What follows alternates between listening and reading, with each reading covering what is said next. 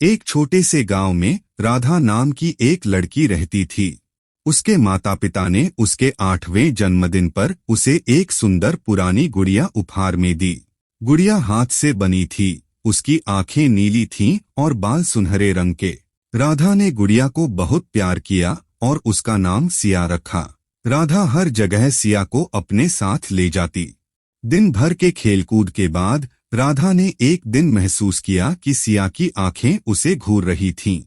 उसने सोचा कि शायद यह उसका भ्रम था और इसे नजरअंदाज कर दिया।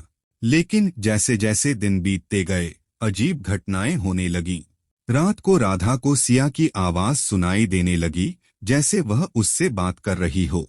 गुड़िया की आंखें रात में चमकने लगीं और राधा को महसूस होने लगा कि जब भी वह सोती है, सिया उसे देख रही होती है। एक रात राधा ने देखा कि सिया खुद ब खुद हिल रही थी। डर के मारे उसने गुड़िया को कमरे के कोने में फेंक दिया।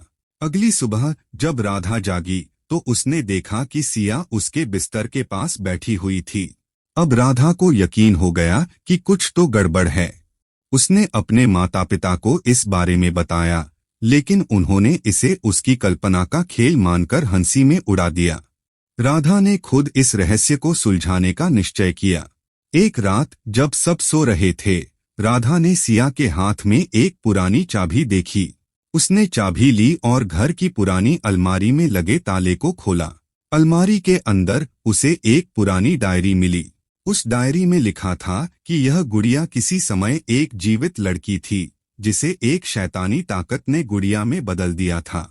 अब वह आत्मा इस गुड़िया के अंदर फंसी हुई थी और जीवित होने की कोशिश कर रही थी।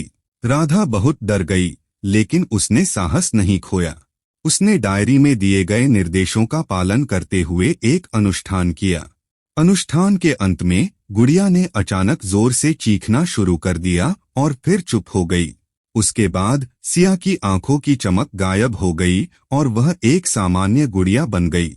राधा ने राहत की सांस ली और गुड़िया को गांव के पुराने मंदिर में छोड़ दिया, ताकि उसकी आत्मा कभी किसी को परेशान न कर सके।